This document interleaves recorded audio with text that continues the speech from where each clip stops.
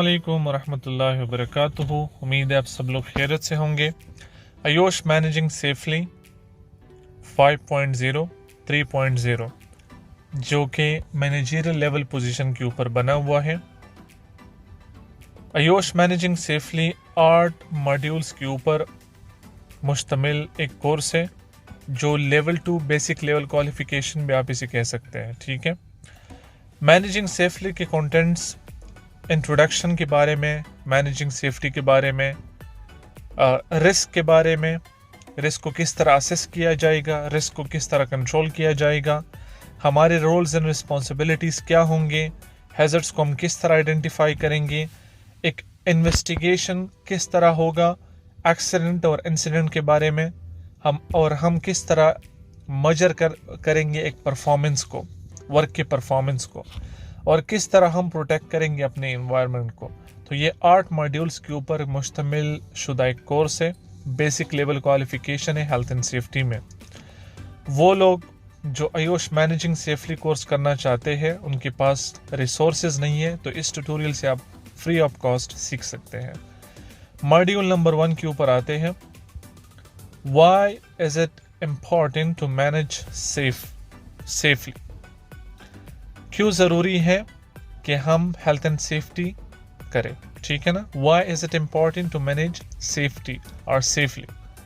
क्यों ज़रूरी है कि हम सेफ्टी करें? ये आपसे क्वेश्चन कर रहे हैं। ठीक है, What are your responsibility as a manager? आपकी क्या रिस्पॉन्सिबिलिटी एज अ मैनेजर? जिस तरह मैंने इनिशियल स्टेज पे आप लोगों को बताया कि ये कोर्स मैनेजरियल लेवल के ऊपर बना हुआ है, जो मैनेजिंग पोजीशन पे काम कर रहे हैं, तो इस वजह से आपको ये लोग बता रहे हैं। लेकिन इसमें आप अगर फ्रेश है, आप अगर स्टूडेंट हैं, आपके पास एक्सपीरियंस नहीं है, तो इसमें मैं आपको असिस्ट करूंगा कि आपने इसका आंसर किस तरह करना है। ठीक है, हेल्थ एंड सेफ्टी हमारे लिए क्यों इम्पोर्टेंट है और हमारी क्या रिस्पॉन्सिबिलिटी, क्या जिम्मेदारियाँ बनती है एज HSC मैनेजर।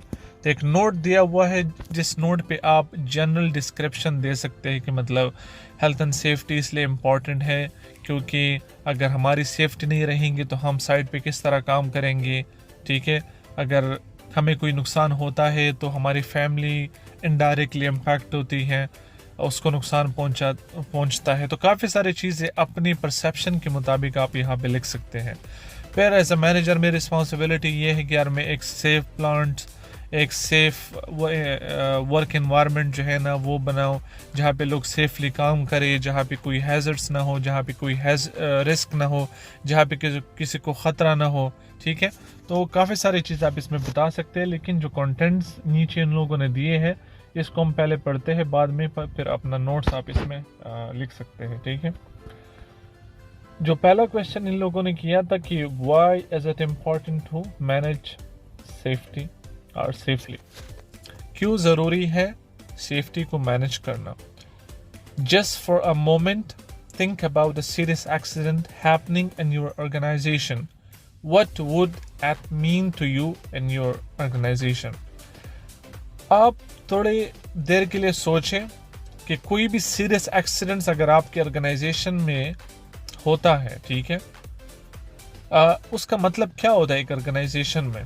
ठीक है, देखो आप एक ऑर्गेनाइजेशन में काम करते, एक साइट पे काम करते, किसी वजह से कोई एक्सीडेंट हुआ, उसका क्या मतलब हो सकता है, तो ये समझाने की कोशिश कर रहे हैं अभी। ठीक है, think about the injured worker, their personal cost, pain and suffering and the effect of their families.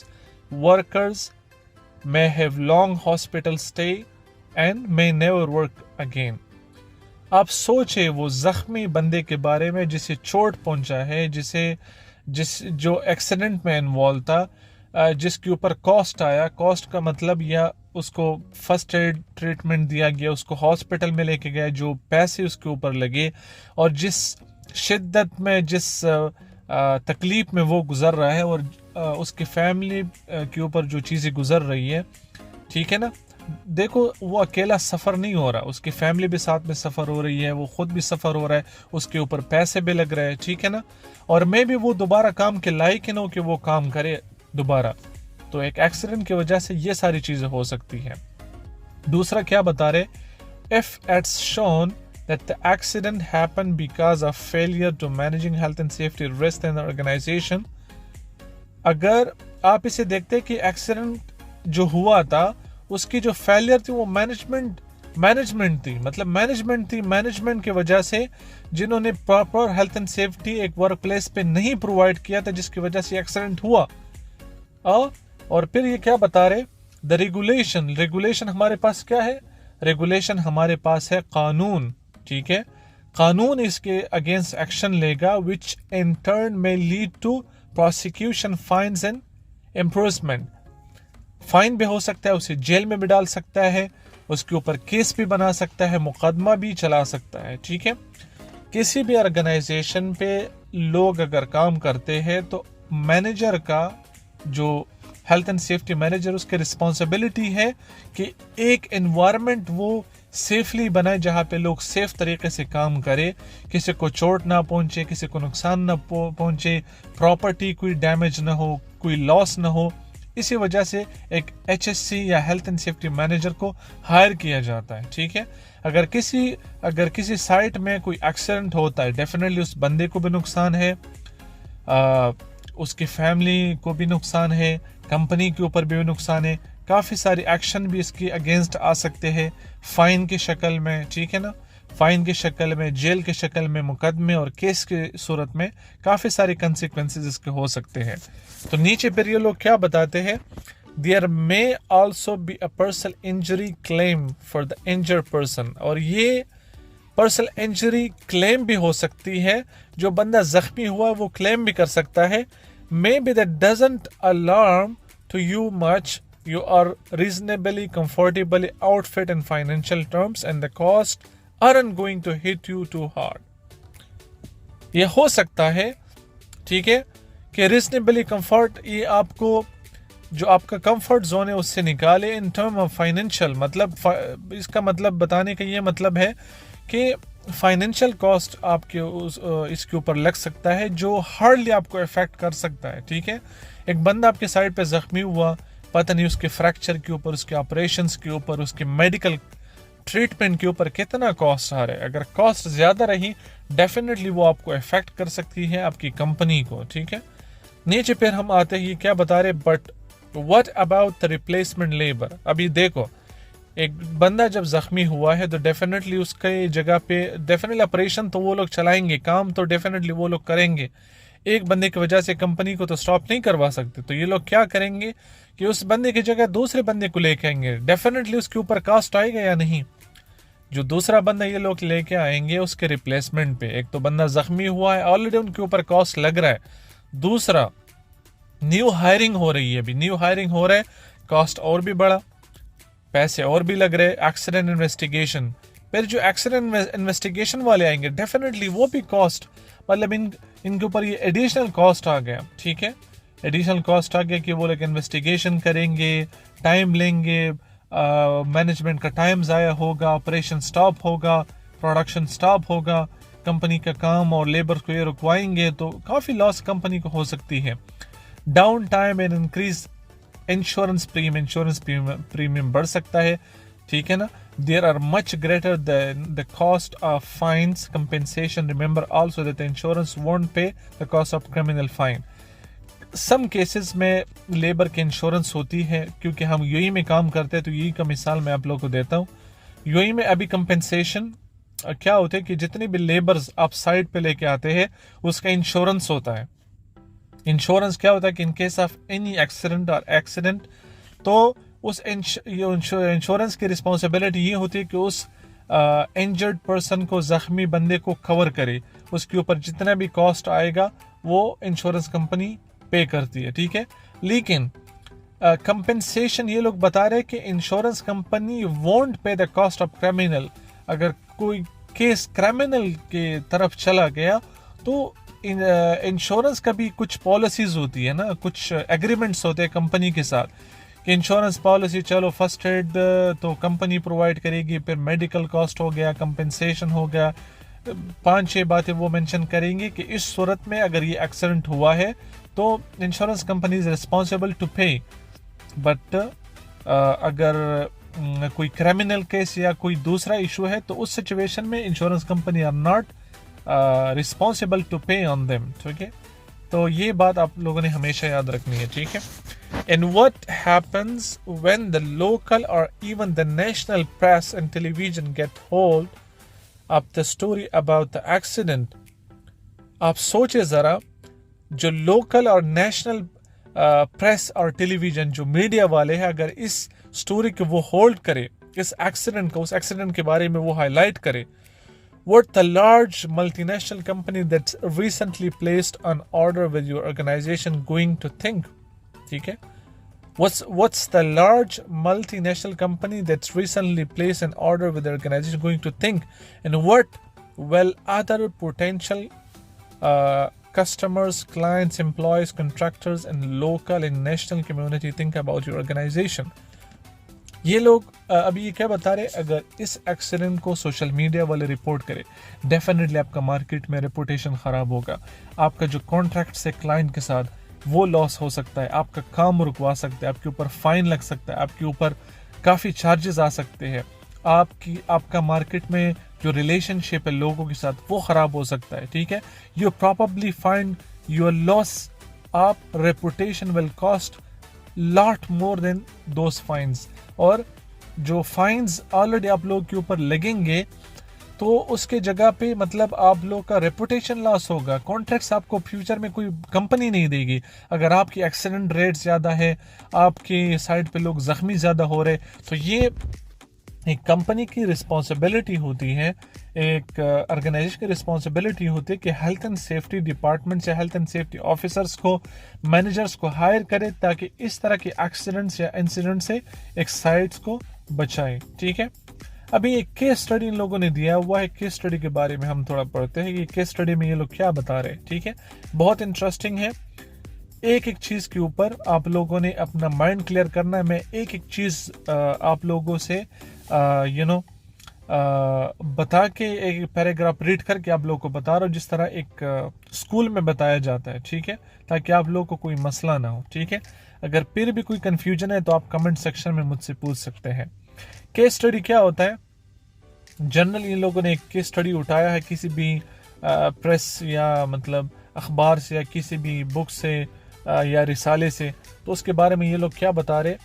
A worker was using an unguarded drilling machine in a small engineering company employing 15 workers। कि एक बंदा काम कर रहा है unguarded drilling machine। unguarded drilling machine क्या होता है? ड्रिलिंग मशीन आप लोगों ने देखा, नॉर्मली आप लोग यूज़ करते हैं साइट पे या अपने घरों में, ठीक है। तो एक इंजीनियरिंग कंपनी है स्मॉल, जिसमें 15 लोग काम करते हैं। वहाँ पे एक बंदा एक ड्रिलिंग मशीन को यूज़ करता है बिना गार्ड के। ड्रिलिंग मशीन के ऊपर एक गार्ड आता है। गार्ड मींस लाइक प्रोटेक्शन के लिए जो ब्लेड होता है ना, ब्लेड के ऊपर वो गार्ड लगाते हैं, ताकि इन केस अगर वो ब्लेड गलती से वो स्पिन से निकलता भी है तो वो हिट नहीं करेगा आपको। वो गार्ड उसको बचाता है, आपको प्रोटेक्ट करता है वो गार्ड हिट करने से पहले, ठीक है। तो the slave of his jumper cut on the rotating drill, entangling his arm. Both bones in his lower arm were broken and he suffered extensive tissue and muscle injury. He spent 12 days in hospital undergoing major surgery and was off work for 3 months. क्या बता रहे कि जो rotating blades होते हैं, जिस तरह की मैंने जिक्र किया, उसके वजह से एक्सटेंसिव टिश्यू डैमेज हुआ, मसल इंजरी हुआ, उसका इंटेंगलमेंट क्या बोलते हैं, जो मूवमेंट होता है वो दर इज क्लॉकवाइज और एंटी क्लॉकवाइज। नॉर्मली ये क्लॉकवाइज ही घूमते हैं मशीन जितने भी होते हैं, ठीक है ना। तो जो रोटेटिंग पार्ट था, जिसके वजह से उसका एक्सटेंसिव टिश्यू डैमेज हो गया, मसल्स इंजरी हो गई, जिसकी वजह से इन्होंने 12 दिन हॉस्पिटल में लगा के सर्जरी करवाई और फिर ऑफ लिया फॉर 3 मंथ्स। 3 महीनों के लिए वो ऑफ रहा, वो साइड पर नहीं आया। ये केस स्टडी है, जनरल ये लोग बता रहे, एक बंदे की कहानी बता रहे, ठीक है। On his return he was placed on administrative duties for 5 months. और जब on his return He was placed on administrative duties for 5 months and he was unable to operate machine in 8 months. Like आप सोचें कि वो बंदा जख्मी हुआ था, जब वो काम के लिए वापस आया 3 महीने के बाद तो एडमिनिस्ट्रेटिव ड्यूटीज पे उसे लगाया गया 5 महीने के लिए. ही वॉज नॉट अनेबल, वो मशीन चलाने के काबिल ही नहीं था 8 महीने तक. तो बोलो कि एक सेफ्टी गार्ड ने कितना नुकसान किया. अगर इन्होंने ये सेफ्टी गार्ड लगाया होता तो डेफिनेटली ये नौबत नहीं आती. 8 महीना अगर कोई भी वर्कर है जो ड्रिलिंग मशीन चलाता है तो कंपनी के लिए कितना नुकसान है. 8 महीने डेफिनेटली कोई रिप्लेसमेंट बंदा लेके आएगा तो वो एडमिनिस्ट्रेटिव जो भी वर्क था कंपनी ने उसके ऊपर लगाया, लेकिन जो मशीन के जब काबिल बन रहा था तो उस बीच में कम से कम 8 महीने लग गए कि वो दोबारा वो काम स्टार्ट करे. The managing director was prosecuted following the incident and the total cost of the business were around 45,000 euro. आप अंदाज़ा लगाओ कि जो मैनेजिंग डायरेक्टर है उन्होंने इस इंसिडेंट को टोटल कॉस्ट अराउंड इन्होंने कैलकुलेशन किया तो कुछ 45,000 पाउंड जो है ना इसके ऊपर लग गए. ठीक है ना, 45,000 पाउंड एक स्मॉल इंसिडेंट की वजह से. Another cost was that 2 employees not involve in the accident were made return to prevent the company from going out of business. आप इसका अंदाज़ा लगाओ, अभी जो 7 वाले बंदे इसके साथ काम कर रहे थे वो भी इस एक्सीडेंट की वजह से, इंसिडेंट की वजह से इफेक्ट हो गए और उन्होंने कंपनी छोड़ी. जो बिजनेस चल रहा था उन्होंने वो छोड़ दिया और कंपनी को छोड़ के चले गए. अंदाज़ा लगाओ, एक्सीडेंट एक बंदे के साथ हुआ है, कंपनी का कितना लॉस है. ठीक है, कंपनी का कितना लॉस है, जो लोगों के ऊपर असरात होते हैं. ठीक है ना, लोग कंपनी को छोड़ रहे उसके ऊपर भी असरात हो रहे. ठीक है ना, तो आप अंदाज़ा लगाओ कि एक्सीडेंट की वजह से किस किस को नुकसान हो रहा है और कितना नुकसान हो रहा है. मैं ये बताने की कोशिश कर रहा हूँ कि कंपनी की ये रिस्पॉन्सिबिलिटी है और ये मजबूरी भी है लीगल तौर पे भी, और ये जो कॉस्ट कंपनी के ऊपर आती है ना, उनकी मजबूरी होती है कि यार एक सेफ्टी ऑफिसर्स को, HSE मैनेजर को हायर करे ताकि ये कॉस्ट को वो बचा सके. ठीक है, क्योंकि एक सेफ्टी ऑफिसर का, HSE मैनेजर की इतनी सैलरी नहीं होगी जितना एक एक्सीडेंट के ऊपर, एक इंजरी के ऊपर इन लोगों का कंपेंसेशन और टाइम जितना ज़ाया होता है तो वो एक साल एक HSE ऑफिसर की सैलरी नहीं होगी. अभी ये लोग बता रहे कंसिक्वेंटली देयर आर 3 की रीज़न मैनेजिंग सेफली. हमारे पास 3 रीज़न है हेल्थ एंड सेफ्टी को मैनेज करने के लिए. सबसे पहला रीज़न हमारे पास क्या है, मोरल रीज़न क्या है हमारे पास. मोरल रीज़न हमारे पास है it's not acceptable for workers to suffer injury and ill health as a result of doing their job. कि ये बिल्कुल अनएक्सेप्टेबल है अगर कोई भी बंदा सफ़र हो रहा है किसी भी इंजरी में या किसी भी हेल्थ में. ठीक है, एक बंदा साइड पे काम कर रहा है, जो साइड पे जिस मशीन को वो चला रहा है या जिस एनवायरनमेंट में वो काम कर रहा है, या तो उसके हेल्थ को ख़तरा है या तो उसकी जिस्म को कोई ख़तरा है उस काम को करने में. ठीक है ना, तो अगर कोई भी ख़तरा है उस बंदे को तो ये मोरल इनएक्सेप्टेबल है. अखलाकी तौर पर ये हम एक्सेप्ट नहीं करते कि हम जानवर तो नहीं, इंसान है. तो इंसान, हमारी ये मॉरल रिस्पॉन्सिबिलिटी बनती है कि हम इंसानों को एक सेफ एनवायरनमेंट प्रोवाइड करें ताकि इंसानों को कोई नुकसान ना हो. ठीक है, demonstrating that the organization cares about staff safely and health will lead to happier and more productive workforce.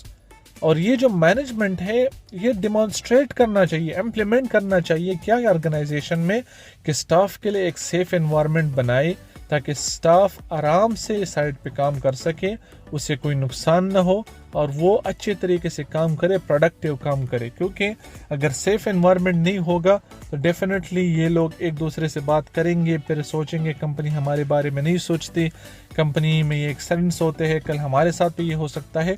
तो काफ़ी शक व शुबात में लोग आ सकते हैं. तो ये हमारी मोरल रिस्पॉन्सिबिलिटी है, ठीक है, कि हम हेल्थ एंड सेफ्टी को साइट पे इम्प्लीमेंट करें. Case study number 2. In 2000, the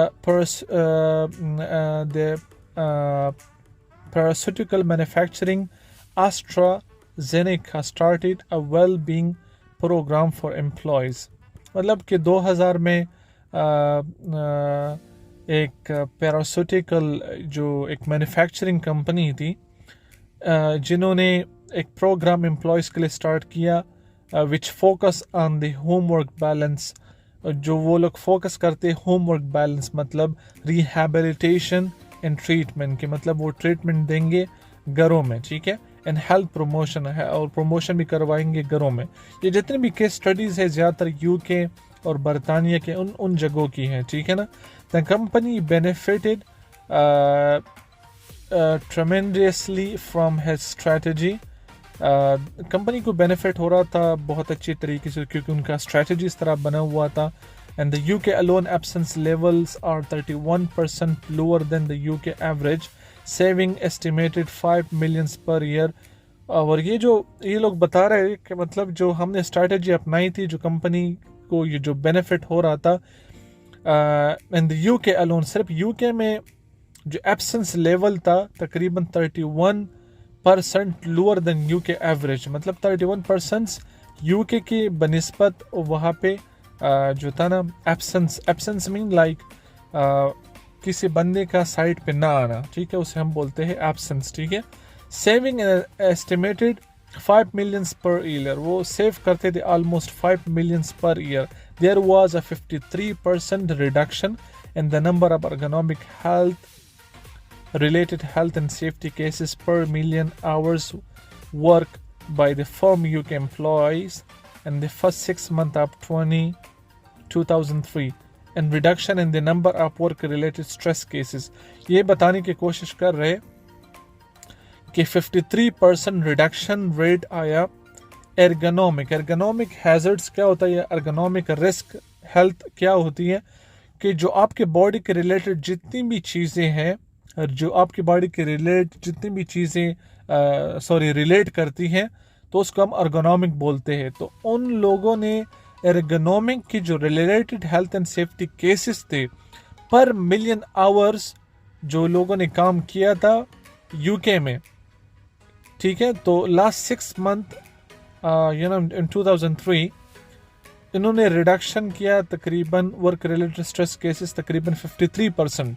तो आप अंदाज़ा लगाइए, जनरल केस स्टडी है आप लोगों को सिर्फ समझाने के लिए, ठीक है. तो पहला रीज़न हमारे पास क्या था, मोरल रीज़न.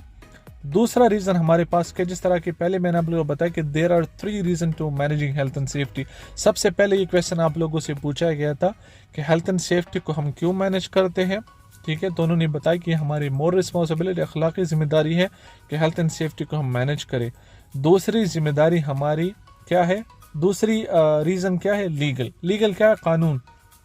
अगर आप कोई एक्सीडेंट को कंट्रोल नहीं करेंगे, आपकी साइड पे एक्सीडेंट्स हो गए, डेफिनेटली लीगल एक्शन आएगा. कानून आपको ये इजाज़त नहीं देगा कि आपके साइड पे इतने एक्सीडेंट हो, आप सिर्फ अपने बिजनेस के बारे में और पैसों के बारे में सोचें, वर्कर्स के बारे में, लेबर्स के बारे में आप ना सोचें. डेफिनेटली आपके पीछे लीगल एक्शन आएगा. तो कंपनी की ये रिस्पॉन्सिबिलिटी बनती है और ये मजबूरी भी कंपनी की होती है कि वो एक साइट को सेफ तरीके से चलाए ताकि कोई एक्सीडेंट ना हो और उसके पीछे कोई लीगल एक्शन ना हो. सो लीगल एक्शन में ये लोग क्या बता रहे, चलो आगे पढ़ते हैं. बता रहे the law requires responsible people and organisation to assist reasonably possible risk from the company and activities and put in place control measure that will reduce the risk. So far as reasonably practicable, this is a quite fair. After all, it's the company that creates the risk. Okay, ये लोग क्या बता रहे कि एक company की ये responsibility बनती है कि एक सेफ एनवायरनमेंट बनाए, जिस तरह कि मैंने जिक्र किया, ताकि हम मिनिमम रिस्क लेवल को कम कर सकें. और ये उनकी रिस्पॉन्सिबिलिटी की प्रैक्टिस जो है वो बनाए, डेवलप करे, ठीक है. And this is quite fair. ये company create the risk, definitely company risk बनाती है और कंपनी जो है रिस्क को कम कर सकती है, ठीक है. तो ये हमारे पास सेकंड रीज़न हो गया जिसकी वजह से हम हेल्थ एंड सेफ्टी मैनेजमेंट को कंट्रोल कर सकते. लास्ट जो हमारा पास रीज़न है वो financial reason. Moral reason, legal reason, financial क्या है, कोई भी एक्सीडेंट हुआ साइट पे डेफिनेटली उसके ऊपर कॉस्ट आएगा, उसके ऊपर इन्वेस्टिगेशन आएगा, उसके ऊपर क्रिमिनल केसेस आ सकते हैं, उसके ऊपर काफ़ी सारी चीज़ें हो सकती है, ठीक है। फाइनेंशियल प्रॉब्लम कंपनी को फेस करने पड़ेंगे, ठीक है।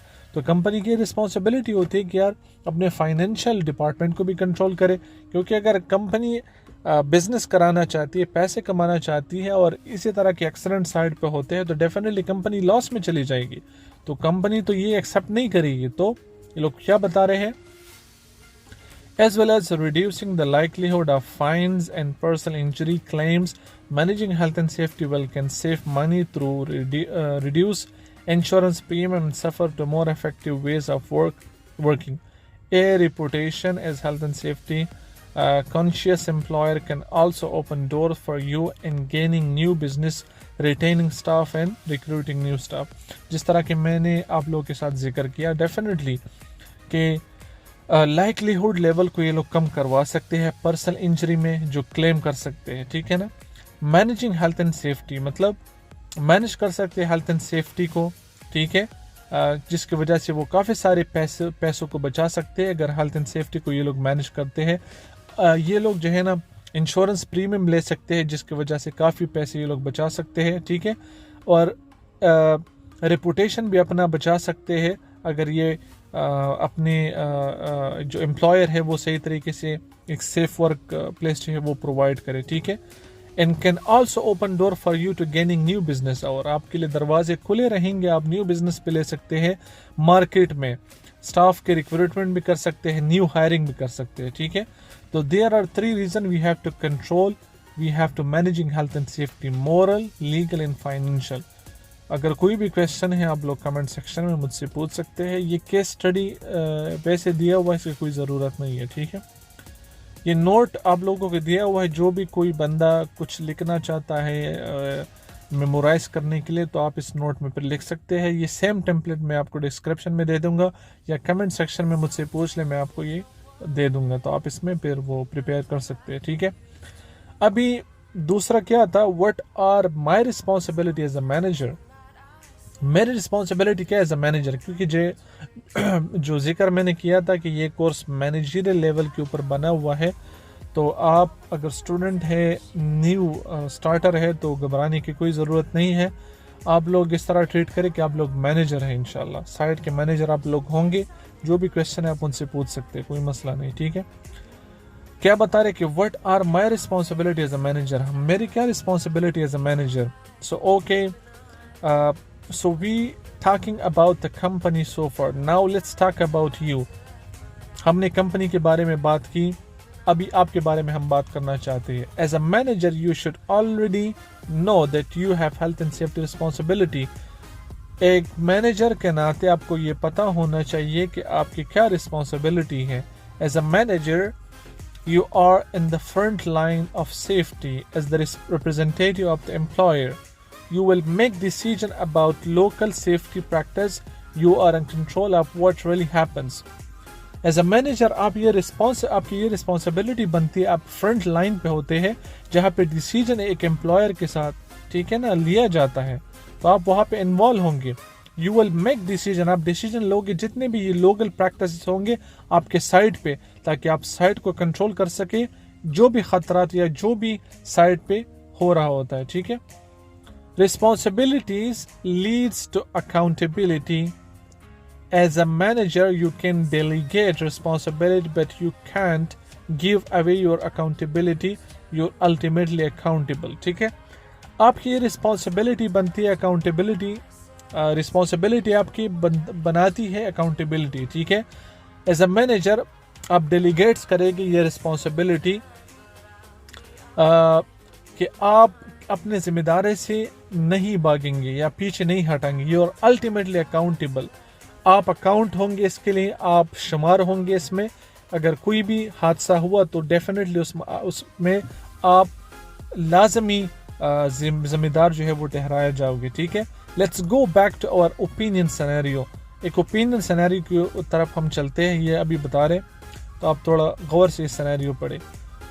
Where we ask you to think about a serious accident happening in your organization. Put yourself in a position of the manager of employee who had an accident. ये क्या बता रहे कि अपने आप को एज अ मैनेजर यहाँ पे कंसिडर करेंगे कि आप एक कंपनी में एज अ मैनेजर काम करते हैं जहाँ पे एक सीरियस एक्सीडेंट हुआ, ठीक है, सीरियस एक्सीडेंट हुआ. So you are accountable for assessing and managing the risk the employ is expose to. आप अकाउंटेबल है कि कि आप असेस करें उस रिस्क को, मैनेज करें उस रिस्क को जो एम्प्लॉयज के बीच में एक्सपोज हुआ है, ठीक है, जो साइट पे एक्सपोज हुआ है, जो साइट पे हुआ है, ठीक है. You will have to arrange replacement labour. आपकी रिस्पॉन्सिबिलिटी है कि जो बंदा जख्मी हुआ उसके रिप्लेसमेंट पे, उसके जगह पे दूसरे बंदे को लेके आए ताकि काम न रुकवाया जाए. Carry out the accident investigation. आपकी ये रिस्पॉन्सिबिलिटी बनती है कि आप एक्सीडेंट इन्वेस्टिगेशन भी कराएं.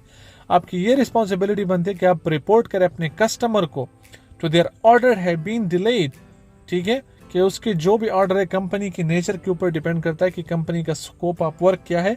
लेकिन मे बी ये जो सिनेरियो दिया हुआ है, ये जो ऑर्डर देने वाली मतलब कोई सप्लाई देने वाली कंपनी होगी, तो इस वजह से ये मुझे बता रहे कि आपकी ये जिम्मेदारी बनती है कि आप अपने कस्टमर को बताएं कि यार आपकी जो डिलीवरी है वो डिले होगी, आपका जो ऑर्डर है वो डिले होगा, जो प्रोडक्शन हम करवाते ये डिले होगा. क्यों? And potentially less with enforcement officers your insurance company head media. और ये सब को आप फेस करेंगे पोटेंशियली, जितने भी एनफोर्समेंट ऑफिसर्स है, पुलिस वगैरह या इंश्योरेंस कंपनीज है या मीडिया वाले, इन सब को आप फेस करेंगे, ठीक है. You will have to tell your employees family and they won't be coming home tonight. और उसकी फैमिली वगैरह को भी आप हैंडल करेंगे, उसको भी आप बताएंगे, ठीक है. When you return to your company, make a less your responsibility and accountability as a manager.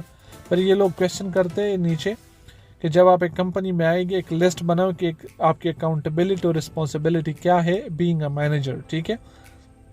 तो ये सिनेरियो आप लोग को समझ में आया कि आप लोग को बता रहे कि एज अ मैनेजर आप एक कंपनी में काम करते हैं जहाँ पे सीरियस एक्सीडेंट हुआ, आपकी ये रिस्पॉन्सिबिलिटी बनती है कि आप उस एक्सीडेंट्स को मैनेज करें, उस रिस्क को आप मैनेज करें एज फॉर रीजनेबली प्रैक्टिकेबली, ठीक है. आप जो सिचुएशन है उसको मैनेज करें, रिप्लेसमेंट को लेकर आए, आप एक्सीडेंट इन्वेस्टिगेशन करवाए, आप कस्टमर को ऑर्डर के बारे में बताएं कि वो डिले हो सकता है, आप जो पुलिस और जितने भी केसेस वगैरह आएंगे या मतलब जो भी एक्शन आएंगे उसको आप मैनेज करें, इंश्योरेंस कंपनी को आप मैनेज करें, सोशल मीडिया की तरफ से जो भी एक्शन आएगा उसको आप मैनेज करें, उसकी जो फैमिली है उसको आप इन्फॉर्म करें, एक्सीडेंट को या सिचुएशन को आप कंप्लीट तौर पे आप उस चीज़ को मैनेज करें. और फिर ये बता रहे कि अपनी रिस्पॉन्सिबिलिटी बताए being as a HSE manager, ठीक है. पर ये भी एक केस स्टडी है इसके रिलेटेड, इसकी भी कोई ज़रूरत नहीं है, मतलब इन्होंने एक दिया हुआ है जिस तरह की केस स्टडी मैंने आप लोग को बता दिया. ये एक दूसरा एग्जाम्पल दिया हुआ है दूसरी केस स्टडी के बारे में, ये आप जनरली भी पढ़ सकते हैं. अगर आपका कोई क्वेश्चन है तो मुझे बता सकते हैं. नॉर्मली इसमें दो ही क्वेश्चन थे कि why health and safety is important and being a health and safety manager what's your responsibility, कि मतलब आपकी क्या जिम्मेदारी है बीइंग HSE मैनेजर, और हेल्थ एंड सेफ्टी क्यों ज़रूरी है. हेल्थ एंड सेफ्टी इस वजह से ज़रूरी है क्योंकि हमारी moral, social and financial responsibility है, और एज ए मैनेजर हमारे ये रिस्पॉन्सिबिलिटी मैंने आप लोग को जिक्र किया, ठीक है. अभी ये लोग क्या बता रहे, ये नोट वगैरह.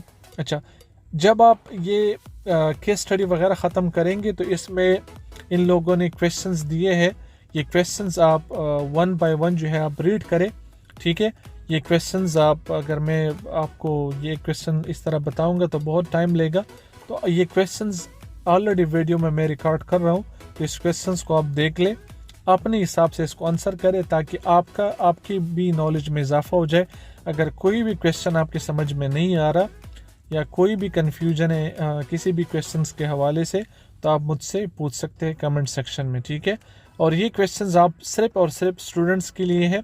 अगर इस क्वेश्चंस को मैं अपने तरफ से बता दूं, इसमें ज़्यादातर क्वेश्चन सॉल्व भी हुए हैं, कोई मसला नहीं है, लेकिन फिर भी आप लोग जो सिनेरियोज और केस स्टडीज़ हमने स्टडी किए तो उसके बारे में ये सारे इन्होंने पूछे हैं ताकि आप लोग एटलीस्ट पता तो हो कि मैनेजिंग सेफली में किस चीज़ के बारे में बताया जाता है, एग्ज़ाम में क्या क्या चीज़ें पूछ सकते हैं, ठीक है.